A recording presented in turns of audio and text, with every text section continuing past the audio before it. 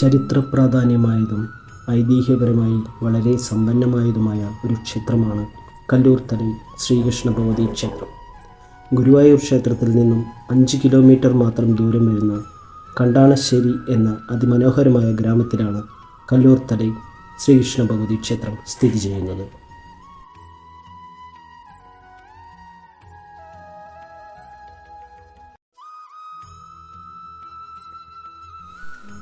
എല്ലാ ക്ഷേത്രങ്ങളെയും പോലെ തന്നെ ഈ ക്ഷേത്രത്തിലുമുണ്ട് ഒരു ഐതിഹ്യം. രാജാക്കന്മാരുടെ കാലഘട്ടത്ത് ഇവിടെ ഒരു ക്ഷേത്രമുണ്ടായിരുന്നു. പിന്നീട് ടിപ്പുവിൻ്റെ പടയോട്ടക്കാലത്ത് ക്ഷേത്രം തകർക്കലിൻ്റെ ഭാഗമായി ഈ ക്ഷേത്രവും നശിച്ചുപോയിരുന്നു.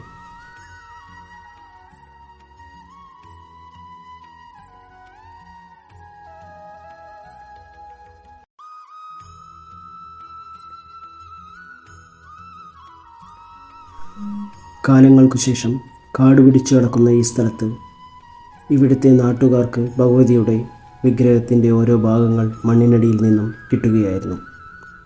പിന്നീട് ഇവിടെ ദൈവപ്രശ്നത്തിലൂടെ അറിഞ്ഞതാണ് ക്ഷേത്രത്തിൻ്റെ ആദ്യ അവകാശി ഭഗവതിയാണെന്ന്.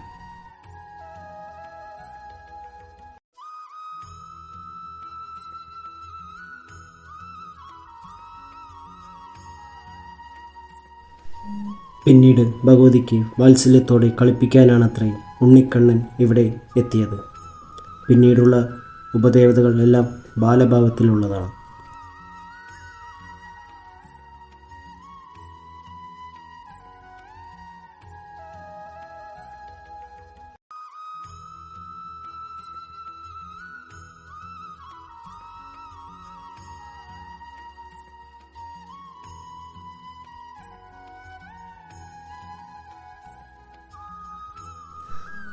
ഗണപതി, ശാസ്താവ്, മുരുകൻ, ഹനുമാൻ എന്നീ പ്രതിഷ്ഠകളും ഈ ക്ഷേത്രത്തിൽ ഉണ്ട്.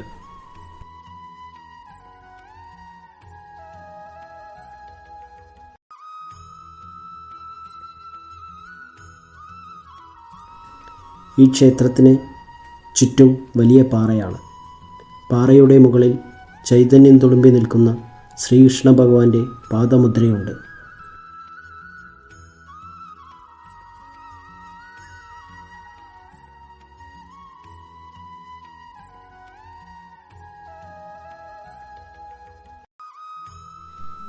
അവിടെ എല്ലാ മലയാള മാസവും 1-ാം തീയതി പാദപൂജയും ഉണ്ടായിരിക്കുന്നതാണ്.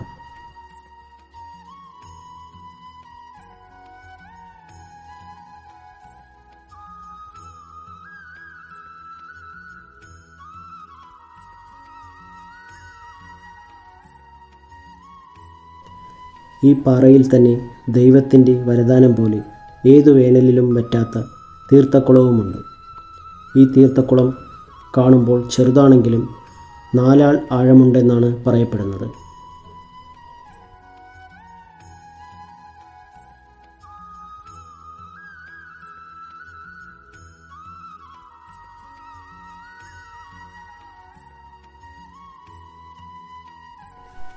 ഈ ക്ഷേത്രത്തിന് മുന്നിൽ കാവലാളായി നാഗരാജാവും നാഗയക്ഷിയും കുടിയിരിക്കുന്നു.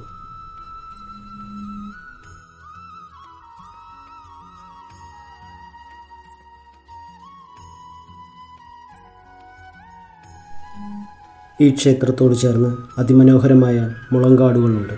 കണ്ണൻ്റെ വൃന്ദാവനം എന്നാണ് അറിയപ്പെടുന്നത്. അഷ്ടമി രോഹിണി നാളിൽ ഒരുപാട് കുരുന്നുകൾ ശ്രീകൃഷ്ണ വേഷം കെട്ടി വരാറുണ്ട്.